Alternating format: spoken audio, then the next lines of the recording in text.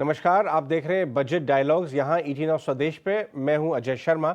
ये खास बातचीत हम कर रहे हैं बजट 2023 में कस्टम्स और इंटरनेशनल ट्रेड, ग्लोबल ट्रेड में क्या चेंजेस आ सकते हैं, पॉलिसी मेकिंग जो अब तक होती आई है उसका क्या फ़ायदा भारत को मिल रहा है और कहाँ गुंजाइश है बेहतरी की, कहाँ पे हम चेंजेस करके अपने एम्बिशंस को ग्लोबल ट्रेड में, डोमेस्टिक मैन्युफैक्चरिंग में और ज़्यादा बेहतर तरीके से अचीव कर सकते हैं।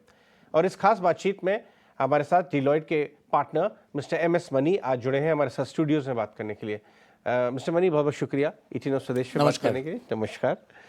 तो ये बजट काफ़ी इंपॉर्टेंट है, अहम है। फाइनेंस मिनिस्टर निर्मला सीतारमन जी ने कहा है कि एक्सपेक्टेशंस बाज़ार की जो बन रही हैं उसके सामने उन्होंने कहा कि ये कंटिन्यूटी वाला बजट रहेगा। जो आपने लास्ट कुछ सालों में जो पॉलिसी मेकिंग का डायरेक्शन देखा है उस डायरेक्शन में कंटिन्यूटी रहेगी। अब आप ये बताएं कि ग्लोबल ट्रेड, इंटरनेशनल ट्रेड जो एरिया है वो भारत का फोकस एरिया बन गया है। हमने अलग अलग पॉलिसी मेकर्स से, प्रधानमंत्री जी से भी सुना ही है। आपके हिसाब से अभी तक जो काम होता आया इस डायरेक्शन में, उसको आपने कैसे एनालाइज किया? देखिए, पिछले कुछ सालों में हमने देखा है खास तौर पे सरकार की तरफ से फोकस है कि हम इंपोर्ट को थोड़ा कम करें और एक्सपोर्ट को बढ़ाएं। करेक्ट। क्योंकि ये इंपोर्ट एक्सपोर्ट का जो डिफरेंस जो रहता है, जिसको करंट अकाउंट डेफिसिट के नाम से जाना जाता है, वो बहुत बढ़ गया है। अब इसको कम करने का कोई मैजिकल तरीका तो है नहीं। हम एक्सपोर्ट को बढ़ाएं। एक्सपोर्ट को जब हम बढ़ा रहे हैं, जब हम मार्केट में कॉम्पीट कर रहे हैं, और बहुत से देश हैं और उनके प्लेयर्स हैं जो उसी मार्केट में उस प्रोडक्ट के लिए कॉम्पीट कर रहे हैं, तो वहां पर तो हमें हमारी एक्सपोर्ट कॉम्पिटिटिवनेस बढ़ानी पड़ेगी। जहां तक इंपोर्ट का सवाल है, हमारे ज्यादातर जो इंपोर्ट्स हैं वो हैं पेट्रोलियम प्रोडक्ट्स के, जो डोमेस्टिक मैन्युफैक्चर के लिए जरूरी है और उसके बगैर तो इंडस्ट्री बंद हो जाएगी। तो हमारे पास बहुत लिमिटेड ऑप्शंस हैं इंपोर्ट को कम करने के लिए। पर कुछ प्रोडक्ट्स जरूर हैं जिसको शायद 10-15 साल पहले हम इंपोर्ट नहीं करते थे। पिछले 10-15 सालों में उस प्रोडक्ट की इंपोर्ट इंडिया में ज़्यादा हो गई, बढ़ गई। अब उसको कम करने के लिए मोबाइल फ़ोन ही ले लीजिए, जो आज की तारीख में बहुत कॉमन प्रोडक्ट हो गया है। सब जगह हर बंदे के हाथ में मोबाइल फ़ोन है। तो कुछ प्रोडक्ट्स ऐसे ज़रूर हैं जो हम इंडिया में बना सकते हैं, और सिर्फ इंडिया के लिए सप्लाई नहीं करेंगे, हम दुनिया के लिए सप्लाई करेंगे वो प्रोडक्ट को।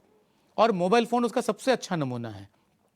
उसके साथ में और बहुत से प्रोडक्ट्स हैं, लेदर के प्रोडक्ट्स कुछ हैं जो हम इंपोर्ट करते हैं, डिफेंस के प्रोडक्ट्स हैं। मैंने सुना था कि हम तो टॉयज भी इंपोर्ट करते हैं बड़े पैमाने पर, लेकिन अब हम नेट एक्सपोर्टर होने वाले हैं। तो सरकार की जो अलग अलग योजना है, एक तो PLI की जो योजना है बहुत अच्छी तरीके से चल रही है अलग अलग सेक्टर में।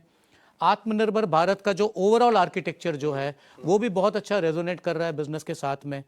तो over a period of time मैं ये देख रहा हूं कि जब हम बजट की अनाउंसमेंट सुनेंगे 1 फरवरी को, तो आपने जैसे सही कहा, कंटिन्यूएशन ऑफ पॉलिसीज की ही बात होगी, पर उस कंटिन्यूएशन ऑफ पॉलिसीज में आत्मनिर्भरता के ऊपर ज्यादा दबाव दिया जाएगा। जी, देखिए, अभी हम देख रहे हैं कि जो कमेंट्री आई है सरकार की तरफ से कि हम अपना ग्लोबल ट्रेड में शेयर कुछ 3% 2027 तक एम कर रहे हैं, और कुछ हम 10% तक की बात कर रहे हैं 2050 तक।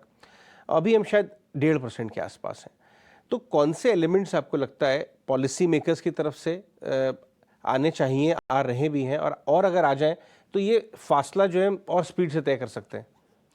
एक बहुत अच्छा तरीका जो हमने देखा है पिछले 2-3 साल में, ये सरकार की जो PLI की जो स्कीम है, उसमें सरकार की जो आउटले है अभी तक तकरीबन 2 लाख करोड़ के करीब है। और ये 2 लाख करोड़ तभी जा रही है बिजनेसेस को जब वो अपने टारगेट्स अचीव कर रहे हैं। कुछ बिजनेसेस ने टारगेट अचीव किया है, कुछ बिजनेसेस ने टारगेट नहीं अचीव किया है। मेरे हिसाब से एक्सपोर्ट कॉम्पिटिटर्स बढ़ाने के लिए और इंडिया का ग्लोबल ट्रेड में शेयर को 3% या उससे भी ज़्यादा लेके जाने के लिए ये ज़रूरी है कि हम जबरदस्त एक एक्सपोर्ट पुश दें।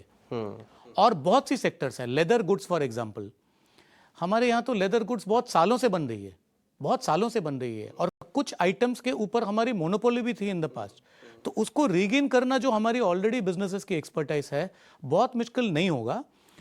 वो बिजनेस की जो अड़चनें हैं वो हमें रिमूव करने पड़ेंगे, पहली बात। दूसरी बात, उन्हें इंसेंटिव देने पड़ेंगे PLI के जरिए।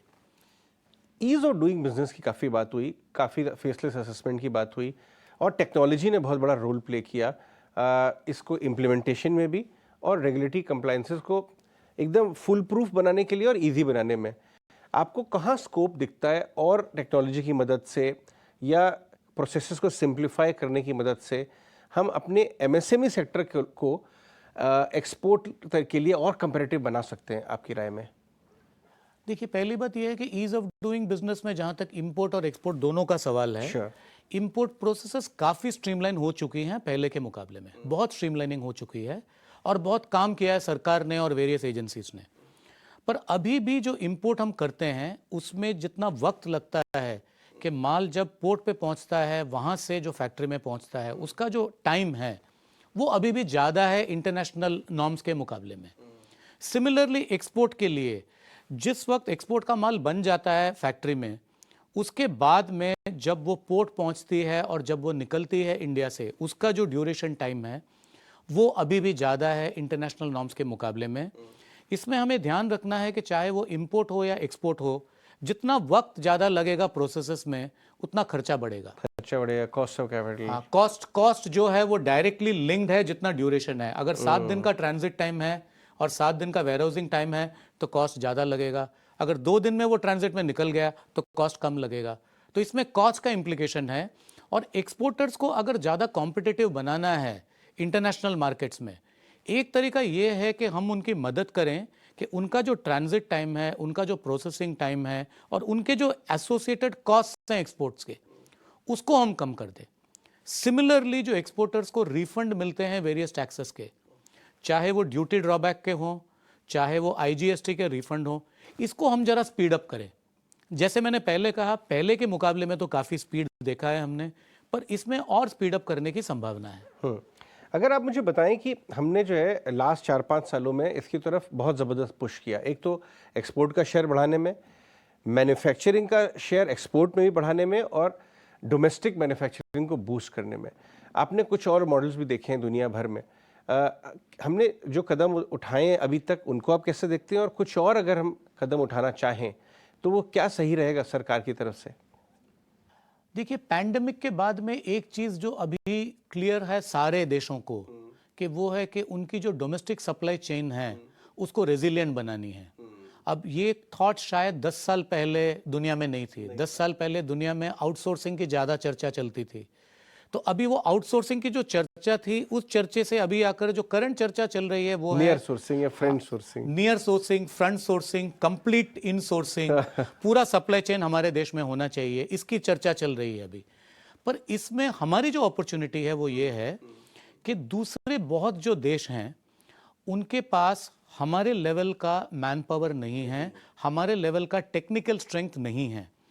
तो हम इस वक्त सिर्फ इंडिया के लिए नहीं बना सकते हैं, हम दुनिया के लिए बना सकते हैं।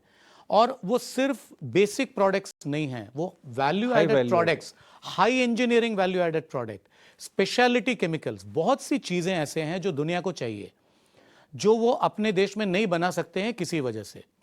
हमारे पास आज की तारीख में जहां पर डेमोग्राफिक डिविडेंड हमारे फेवर में है, यंग पॉपुलेशन ज़्यादा है, इंजीनियर्स की संख्या बहुत ज़्यादा है, उस स्थिति में हम इंडिया को दुनिया का फैक्ट्री बना सकते हैं। वो अपॉर्चुनिटी है आज की तारीख में बिजनेस के लिए। धन्यवाद ये पर्सपेक्टिव शेयर करने के लिए। एकदम बहुत आशावादी, बहुत ही पॉजिटिव और ऑप्टिमिस्टिक पर्सपेक्टिव। लेकिन आपने वो बातें भी बताई जहां हमें इम्प्रूवमेंट का स्कोप है, गुंजाइश है, हम और ज़्यादा स्पीड से अपने टारगेट्स अचीव कर सकते हैं अगर हम वो चेंजेस या वो बदलाव हम कर सकें अपने प्रोसेसेस में। मनीष साहब, बहुत बहुत शुक्रिया आज हमारे साथ स्टूडियोज़ में धन्यवाद करने के लिए। ये देख रहे थे आप एक स्पेशल बातचीत बजट डायलॉग्स 18 ऑफ स्वदेश पे डिलॉयट के मिस्टर MS मनी के साथ। धन्यवाद आज शो में जुड़ने के लिए।